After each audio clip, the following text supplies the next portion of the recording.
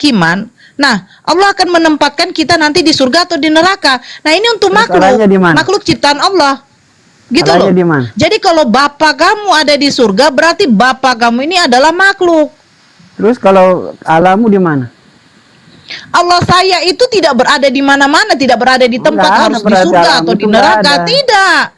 Yang kami tahu itu Allah kami itu dekat kepada kami. Dekat di mana? Di mana? Dekat di mana? Ya dekat kepada kami, itu aja. Kepada di mana? Kalau saya bilang oh Allah itu ada di mana-mana, berarti nanti pemikiran kayak gini. Ketika saya nanti anak saya bertanya, "Ma, Allah tuh di mana?" "Oh, di mana-mana, Nak." Berarti pada waktu dia masuk WC Allah ada di WC gitu. Ya enggak gitu konsepnya. Sama juga kan kalau dekat sama kamu Allah berarti itu dia di WC juga kan? kepada kami, dekat. Nah, dekatnya itu dekat di mana? Ke toilet kamu juga dekat di situ. Oh, pokoknya dekat lah. Intinya Allah kan kami tidak juga di surga. Kalau Allah kami di surga, sementara Allah yang menciptakan surga dengan neraka, berarti Allah saya itu adalah makhluk. Hanya makhluk yang butuh tempat bernaung. Paham kamu Adi? Nggak akan paham. Dengar Adi, kau nggak usah bantah saya. Tadi saya bertanya sama kamu, kamu selalu menjawab menurutmu. Sekarang ini menurut saya. Ya kan kau udah bilang menurutmu. Sekarang kamu diam, kau dengarkan dulu saya ngomong, ya. Laksanakan. Biar saya close karena ada di sini nanti apa. Kalau memang bapak kamu itu bukanlah makhluk, dia bukan makhluk tetapi dia adalah Tuhan, Tuhan yang tidak kelihatan, yang suaranya tidak bisa kamu dengar, rupanya tidak bisa kamu lihat, tetapi dia membutuhkan tempat untuk bernaung yaitu surga, berarti saya bisa dong mengambil kesimpulan bapak kamu ini bukan makhluk, adalah makhluk, karena surga dengan neraka itu tempatnya makhluk. Siapa itu yang akan menempati? Yaitu kita ini, ciptaan Allah, ciptaan Tuhan. Terus salahnya di mana? Kamu tadi ya, kau nggak paham. Sebenarnya alamnya itu ada tidak? Oke. Sisi ini saya jawab. Allah itu bukan makhluk. Laisa kamitslihi syai'. Lalu bagaimana keberadaan Allah? Al-Quran menyatakan dalam surah Qaf ayat 16. Bismillahirrahmanirrahim. Walaqad khalaqnal insana wa na'lamu ma tuwaswisu bihi nafsu wa nahnu aqrabu ilaihi min hablil warid.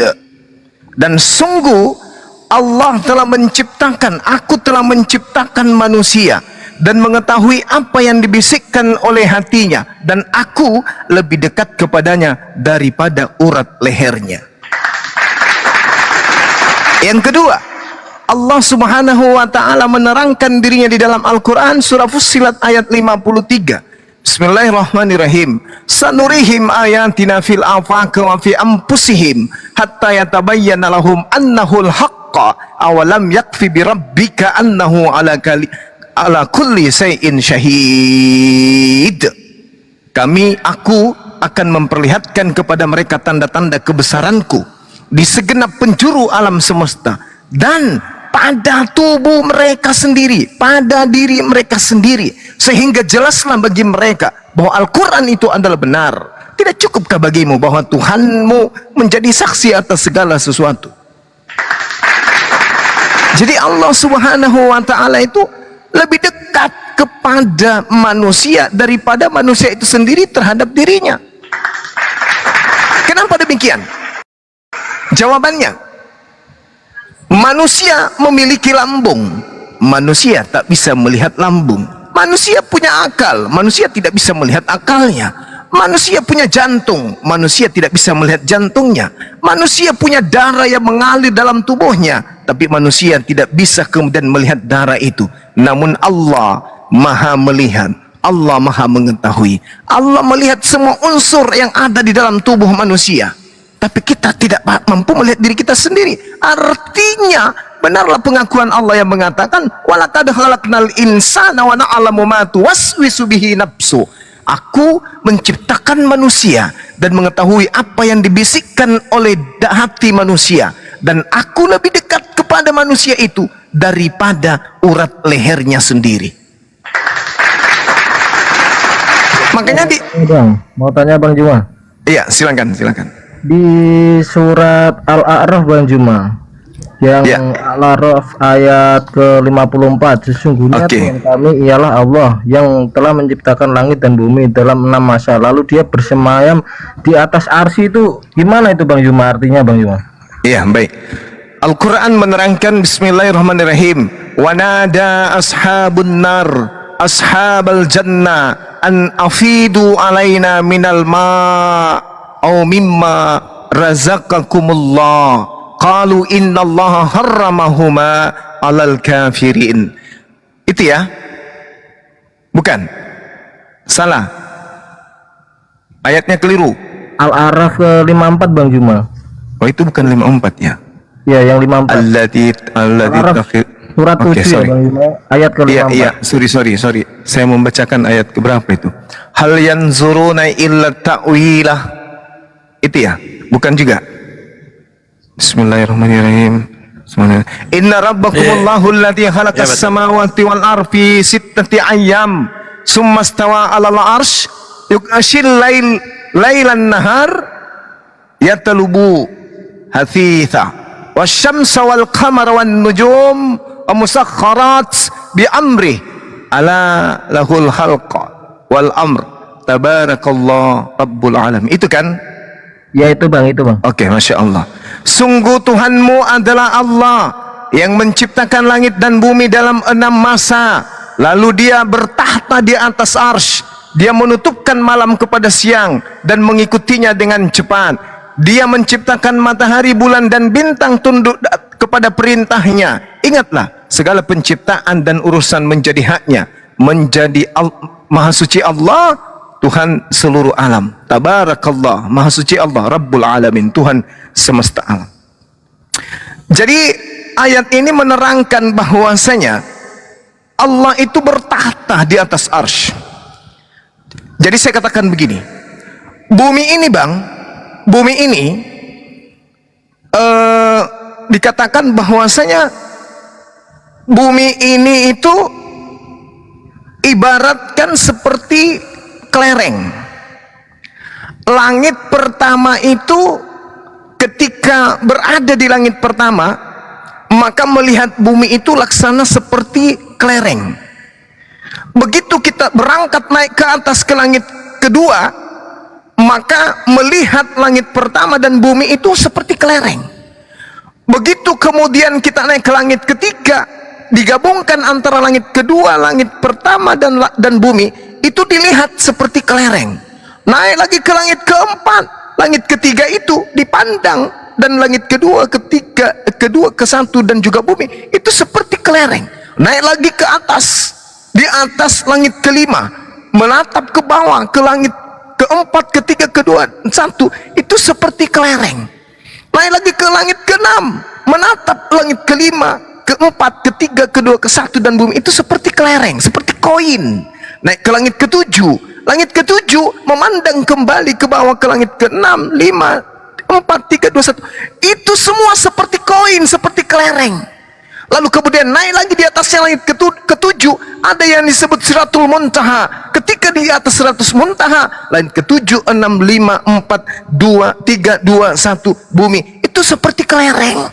Dan di atas Siratul Muntaha ini ada yang disebut arsy.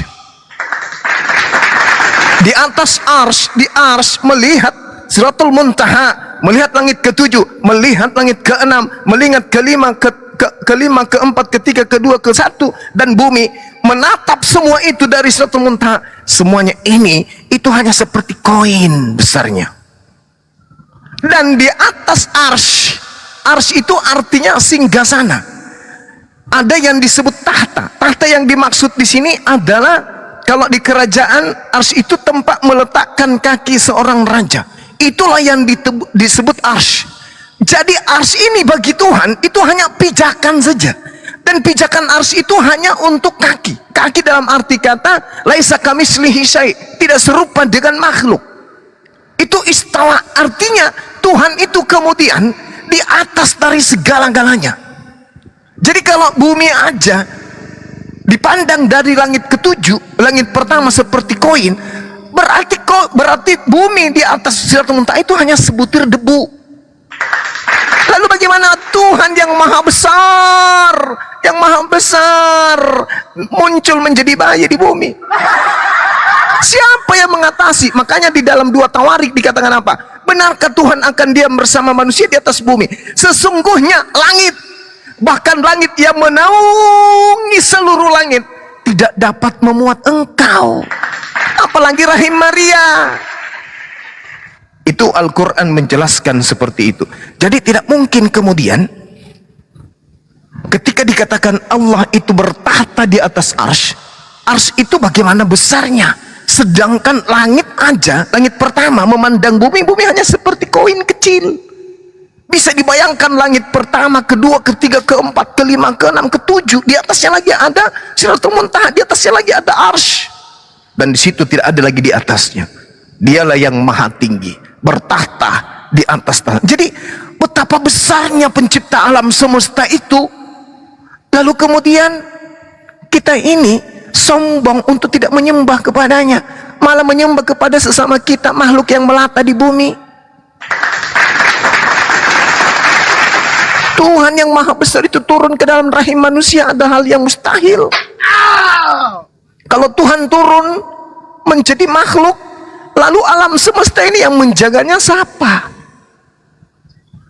Makanya ketika Nabi Musa datang bertanya kepada Allah, meminta kepada Allah, kata Nabi Musa, "Ya Rabb, aku ingin kemudian melihat engkau, karena aku tahu engkau itu ada. Aku tahu engkau itu pencipta. Tetapi aku penasaran ya Rabb. Aku ingin melihat engkau. Aku ingin menatap wajahmu," kata Nabi Musa. "Tolong tunjukkan kepada saya." Ya, Nabi Musa berkata, "Rabbi arini anzur ilaik." Wahai Tuhanku, aku beriman kamu itu ada ya Allah. Namun izinkan aku ingin melihatmu. Aku ingin lihat kamu itu seperti apa. Aku penasaran wajahmu itu kayak mana. Apa kata Allah? Karena Allah kemudian pada masa itu tidak ingin mengecewakan Nabi Musa alaihissalam. Apa kata Allah kepada Nabi Musa? "Musa, lan tarani." Dalam bahasa Arab ada 3 kosakata la azida yang artinya tidak. La yang pertama adalah dia biasa, la biasa artinya tidak. Kalau lam itu adalah la dengan mim artinya tidak pernah. Kalau lan yaitu la dengan nun artinya tidak akan pernah. Sementara Allah berkata di situ dengan kata lan. Lantarani artinya kamu tidak akan mampu melihat aku wahai Musa. Tapi karena Allah tidak mau mengecewakan Nabi Musa pada saat itu, setelah terkagum-kagum selama di Gunung Tursina, maka Nabi Musa melihat batu-batu, air yang mengalir di lereng-lereng yang indah, bergantinya siang dan malam, burung-burung yang terbang berkicau. Lalu Allah kemudian berfirman kepada Nabi Musa, "Wala kininzur ilal jabal fa inistaqarra makanu fasawfa tarani." Itu diterangkan dalam Al-Quran surah Al-Araf ayat 143 insyaallah. Coba kamu lihat wahai Musa, gunung-gunung, batu-batu yang ada di sekitarmu, kalau mereka semua itu dapat menampung kedatanganku, kata Allah, maka engkau akan bisa melihatku. Apa yang terjadi? Allah melanjutkan, falamma tajalla rabbuhu lil jabal. Waktu kemudian Allah baru niat mau datang, baru niat, belum datang, baru aja niat, ja'alahu dakka, maka semua gunung batu itu hancur lebur, tak mampu menampung kedatangan Allah. Baru niat, hancur lebur gunung itu. Waharra Musa sa'ifa, lalu pingsan Nabi Musa. Tiba-tiba saja dia pingsan. Dan saat Nabi Musa tersadar, langsung mengucapkan kata apa? Amantu billah, saya beriman kepadamu ya Allah. Berarti fakta bahwa nabi-nabi aja gak pernah melihat Allah. Wong ini orang Kristen, Allah dianggap menjadi bacok. Bacok, pulang kona. Nah cari ku mamaknu, nah suruh kok tete dulu bede, jangan kau main. Nah cari ku mamaknu, kencing ku di celana baco. Kamu di celana, pulang dulu cebok. Ya Allah ya Karim. Makanya Al-Quran mengatakan ketika mereka mengatakan Tuhan menjadi manusia, Tuhan menjadi tiga, hampir-hampir saja langit dan bumi ini terbelah. Makanya Al-Quran mengatakan innal ladzina kafaru min ahlil kitabi wal musyrikina fi nari jahannam khalidina fiha abada. Orang-orang kafir yang mengatakan pencipta langit dan bumi menjadi makhluk dan mati dibunuh makhluk, kata Allah, mereka masuk ke neraka kekal di dalamnya. Makanya Yesus mengatakan dalam Matius 7, enyahlah daripadaku kalian semua adalah pembuat kejahatan. Tuhan yang maha besar datang kepada Nabi Musa, lalu Nabi Musa mengatakan amantu billah, saya beriman kepadamu ya Allah. Nabi Musa aja tidak bisa melihat Allah. Keluaran 33 nomor 20, sebab tidak ada orang yang bisa hidup oleh karena melihat Allah. Jadi kenapa Allah nggak bisa dilihat? Kenapa Allah tidak bisa dilihat? Sebab Allah itu laisa kamislihi syai'. Makanya umat Islam di dalam sholatnya mengucapkan kata apa? Allahu Akbar, Allah Maha Besar adalah sigah mubalaghah dalam Islam. Sesuatu yang melampaui batas. Allah itu Maha Besar. Tidak bisa Allah itu dilihat. Makanya Allah menerangkan di ayat yang tadi, ente tidak usah mencariku. Walaqad khalaqnal insan wa na'lamu ma tuwaswisu bihi nafsu wa nahnu aqrabu ilaihi min hablil warid. Kamu tak perlu mencariku. Kenapa? Aku lebih dekat dari urat lehermu. Apa yang kamu lakukan, apa yang kamu niatkan, aku tahu.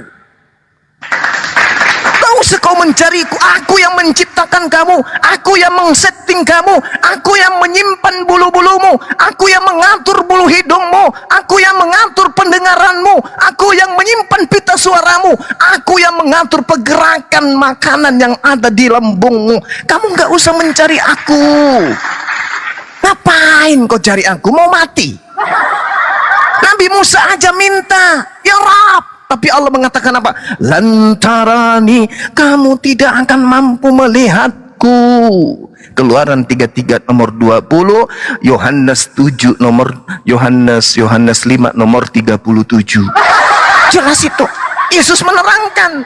Jadi perumpamaan bumi yang kita tinggali ini dibandingkan langit pertama, di atas kita itu ada 7 langit. Allah mengatakan tidak ada 7 lapis langit yang kokoh. Allazi khalaqa sab'a samawatin tibaqa, yang menciptakan langit bersusun-susun. Susunan pertama, susunan kedua, susunan ketiga, 4, 5, 6, 7. Dan Allah ada di atas langit yang bersusun 7 ini. Kata Nabi, perumpamaan bumi yang kalian tinggali ini dibandingkan dengan langit pertama yang ada di atas kepala kalian, ibarat seperti cincin, ibarat seperti koin, ibarat seperti kelereng yang dibuang ke padang pasir. Jadi kita tak akan pernah melihat ujungnya langit karena kita sangat kecil, dan ini terbukti secara fakta. Apakah kita sudah tahu bahwasanya miliaran bintang-bintang di atas kepala kita ini jaraknya sekian miliar tahun dari bumi, dan sekian miliar kali lebih besar daripada bumi? Lalu bagaimana mungkin Tuhan yang maha besar itu kuculuk, telah lahir di kota Daud. Tuhan katanya, kuculuk, mau kutarik bibirmu sampai 1 meter jadinya. Ini ajaran apa yang membisikkan kepada saudara-saudara kita ini? Jadi Tuhan itu maha besar. Rasulullah Muhammad sallallahu alaihi wasallam berkata, di atas langit kedua besarnya digabung antara bumi dengan langit pertama hanya seperti koin yang dibuang kemudian di padang pasir.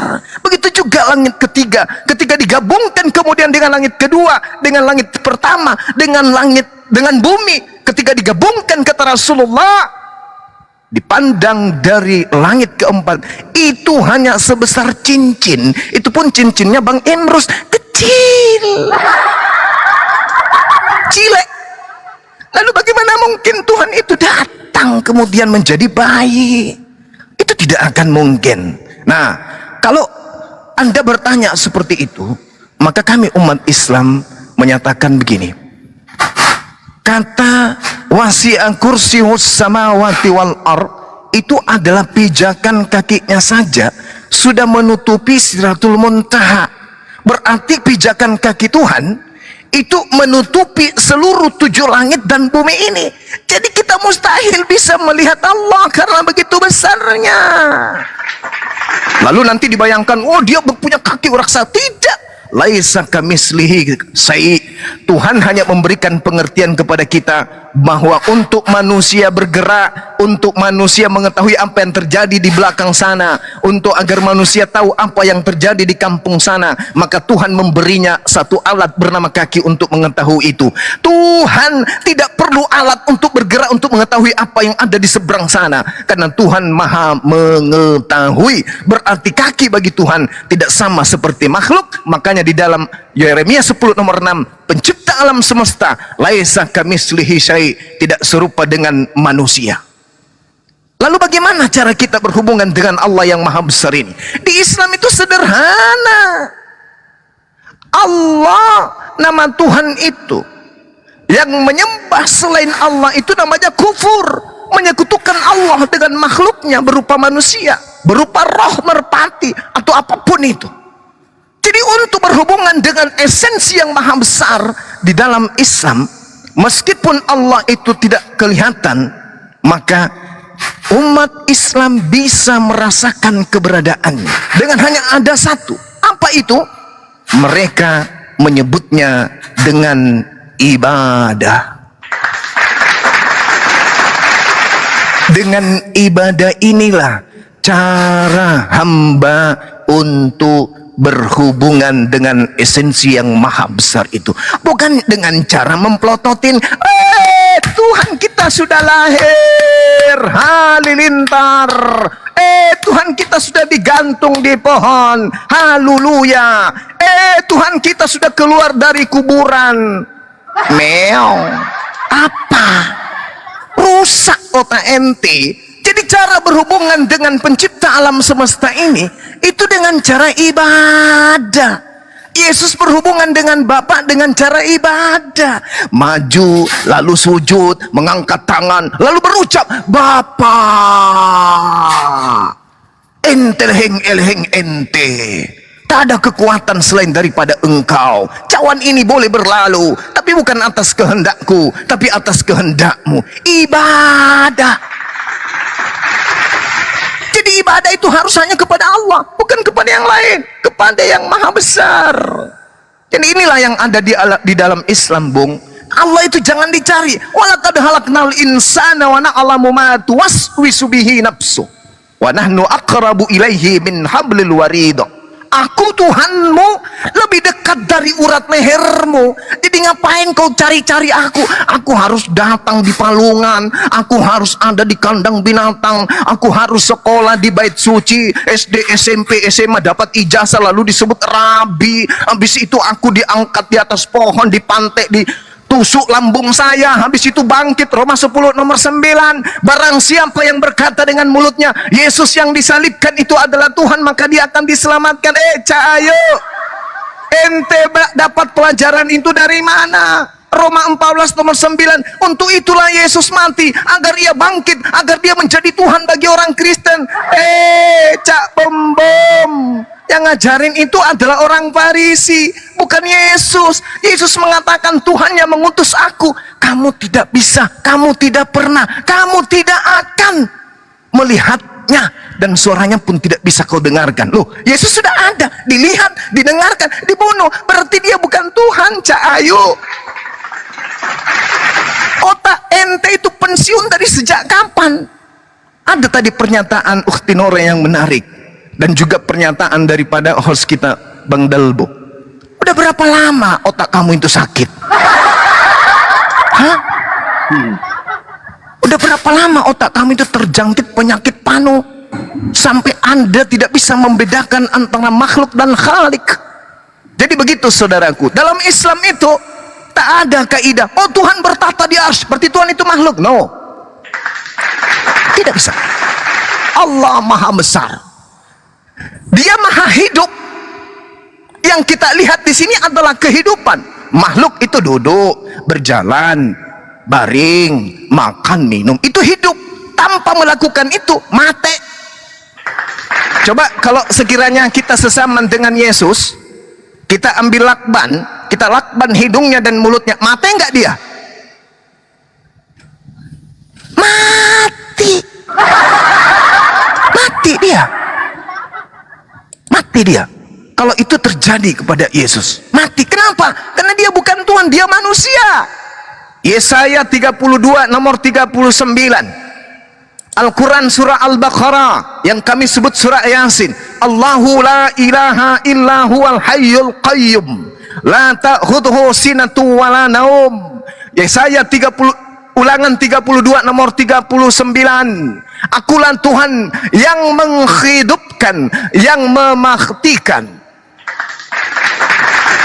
Yesus dihidupkan, Yesus dimatikan, bukan Tuhan. Sederhana bukan? Nah, saya kira begitu saudaraku Evangelion. Pertanyaan saudara mudah-mudahan saya bisa menjawabnya, dan ini hanya melengkapi jawaban adik saya Ukhti Nora. Demikian.